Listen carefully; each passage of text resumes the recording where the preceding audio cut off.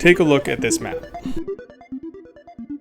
This shows all the countries in the world that have active space programs capable of putting a person into space and returning them safely to the ground.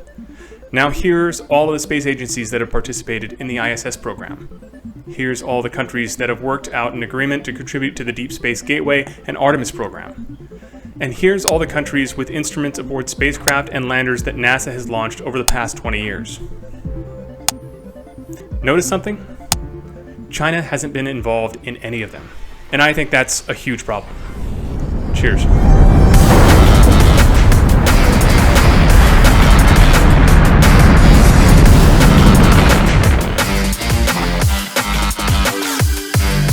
Tonight I'm drinking Sideward Brewing's Double Map barley wine. It's strong. It's like 11% ABV. It has a great color, great flavor. Yeah, I definitely have that one again. Space is usually a place where countries put aside their differences and push the boundaries of what humans can accomplish. That's what we did for Apollo-Soyuz. That's what we did for ISS and for many of our landers. Or at least that's how it's supposed to be. As soon as I mention China, some of you may think that our lack of cooperation on orbital endeavors may be a product of the current volatile administration, which may or may not be around for another 4 years. But the fact is that it goes back further than that, to 2011. When China's ambitions again clashed with Western economic philosophy and resulted in the ban of Chinese hardware and astronauts from the International Space Station. Actually, it prohibited all official American interaction with the CNSA, or Chinese National Space Agency. The reason, they said, was security concerns, worried about espionage. But that's a little bit of an oversimplification. In truth, this is the result of a long chain of events that started all the way back in 1919. Now, China has a long and complicated history, and the events unfolding around the peak of what China calls the Century of Humiliation are no exception.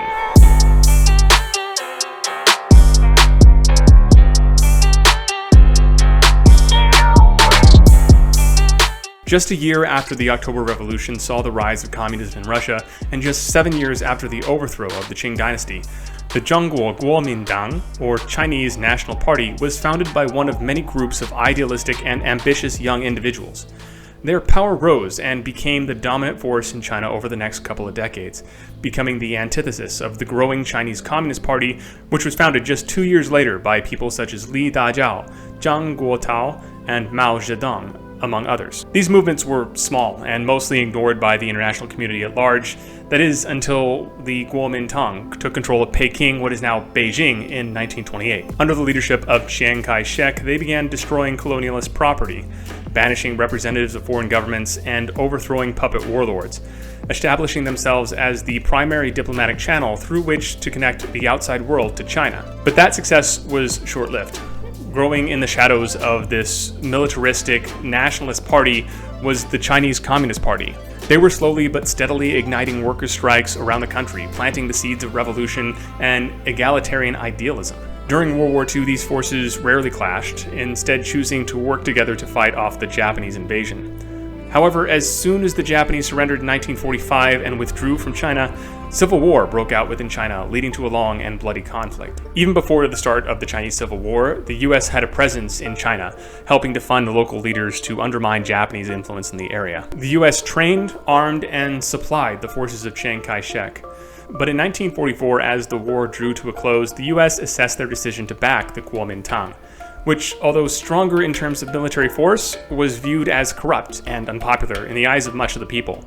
Diplomats that were deployed to the communist hideout in Yan'an concluded that Mao's communist forces, although outgunned, were more likely to win the upcoming civil war because of the overwhelming popular support. But the news didn't go over very well in the United States, and we're still feeling the ramifications from that response to this very day. Even under the relatively tolerant oversight of FDR, the idea of backing communists at the beginning of the Cold War and associated Red Scare was not taken very well. Despite the warnings of the diplomats, the US doubled down on their support of Chiang Kai-shek and the nationalists. It is important and shameful to note that because of that report, these diplomats were labeled as communist sympathizers, and, like many during the McCarthy era, had their careers and lives ruined because of it. Following this, the Chinese Communist Party won the 4-year-long bloody civil war and forced the Kuomintang into isolation in the Republic of China, known today as Taiwan. Now, there's an entire story I'd love to tell about the Chinese-Taiwan relationship, maybe someday in the future. If you're interested, let me know in the comments below. But for now, what's important is that Taiwan became as democratic and free as the People's Republic of China became authoritarian. To this day, the US quietly supports Taiwan as a bastion of Western liberalism and as a bulwark against the modern-day Chinese expansionism. When the US backed the losing side in 1944, it was the beginning of a long and frosty relationship that didn't thaw until 1979. At that time, there were hopes of liberalizing the Chinese economy, and the US reached out and began a decade-long process of trade agreements and diplomatic wooing that was largely responsible for the rise of China that we see today.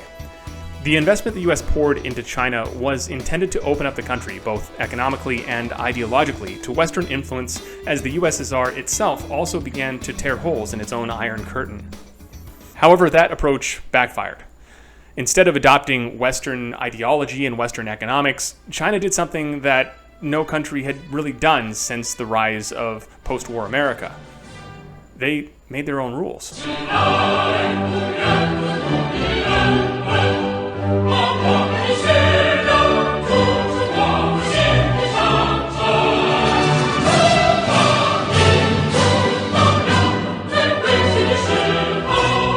With such a large amount of investment, a massive and cheap labor force, and rapidly developing infrastructure, China realized that it had the leverage, and it used it to define their own terms of how they were going to modernize.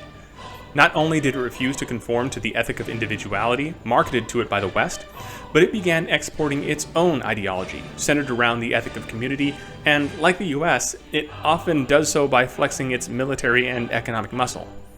The US, recognizing that its initial strategy had backfired, responded with a new strategy based around the idea of containing the Chinese ideology to China as much as possible, and wooing other more democratic Pacific powers like Japan, South Korea, Philippines, Thailand, with more advantageous trade policies and aggressive diplomacy. Now, part of the problem, the real problem that we're talking about, and is why NASA and China don't work together, is that China had its own idea and its own single-party plan for advocating their own interests, and it had lawmakers in 2011 a little bit on edge.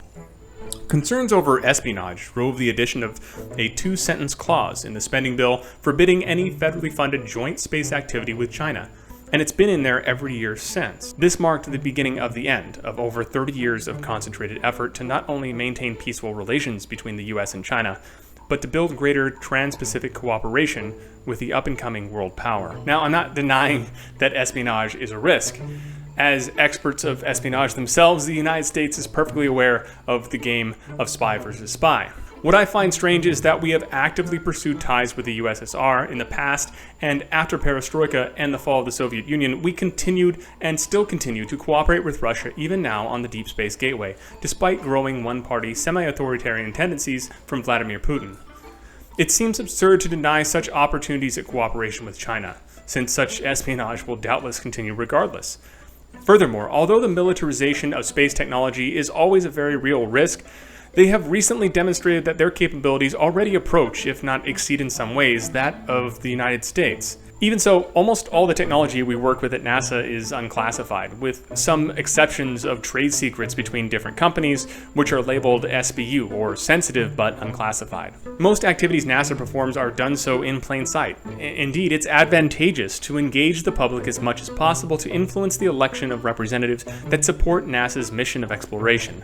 But I argue that NASA, and indeed the American taxpayer, are missing out on a lot more by not including China in international space projects. In the global stage, NASA's drive for space exploration is shared by many of its partners. But with the possible exception of Russia, none of them have the resources necessary to contribute anywhere near as much as NASA does.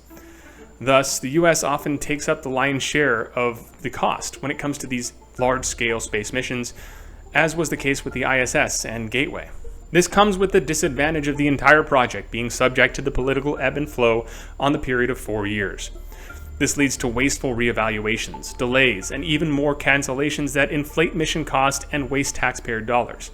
And it's not just the American taxpayers that suffer, but those of our international partners at the CSA, JAXA, ESA, and Roscosmos. Surely it must be endlessly frustrating for them to pin a schedule and risk estimate on US politics and slipping deadlines. However, consider what would happen if NASA was permitted to work with the China of today. The China that has taken advantage of waning US influence and abandonment of the Trans-Pacific Partnership to exert control and enforce its interest in the Pacific. The China that has landed the first rover on the dark side of the moon, and has another on the way to Mars.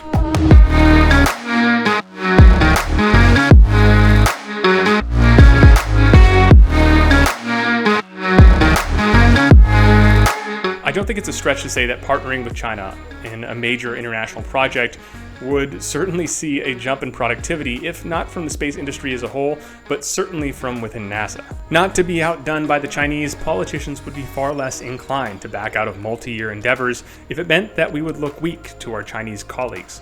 The risk aversion prevalent within NASA that leads to paralysis through analysis would not be acceptable when compared to the single-party timeline set forth by the CCP. Other than the advantages I just listed, there are also consequences if we fail to engage China in their space ambitions. Other nations, especially the Russian Federation, are not keen on sitting back and waiting for NASA to take charge. Disenchanted by political infighting and seeking a partner to shoulder some of the financial burden of a major space project, Russia in 2017 struck a major collaborative agreement with China to strengthen relationships regarding lunar activities up to and including a manned lunar landing. I don't think I need to elaborate on the political repercussions, let alone the optics, of a joint Russian-Chinese lunar landing before Artemis even gets off the ground. Opportunities not taken up by the United States are eagerly adopted by other nations with ambitions in soft power and space exploration. We have seen evidence of this during the United States' hasty retreats in the past, both economically and militarily. Simply put, if the US doesn't engage China, another country certainly will. The combined economic might of a joint space exploration project centered in the East will not only be enough to surpass the US economically, but technologically as well. The US has already expressed concerns over parallel development of hypersonic and energy weapon technologies in Russia and China. And if you missed the writing on the wall in the 2010s, the 2020s will likely bring an end to American technological and military hegemony that has been enjoyed since 1991. Think about that. There's an entire generation of people that have never experienced a world where the United States wasn't the top dog. Don't misunderstand. The United States is still certainly not a force to be trifled with. However, there are now competing nations that are potentially able to provide rapid deployment to anywhere on Earth, and economically powerful enough to compete with US interests. It would be foolish to ignore those threats, not only to US interests, but to the ideology of Western democracy and individual freedom as a whole. From a fundamental level, it is in the interests of all mankind to cooperate in space exploration.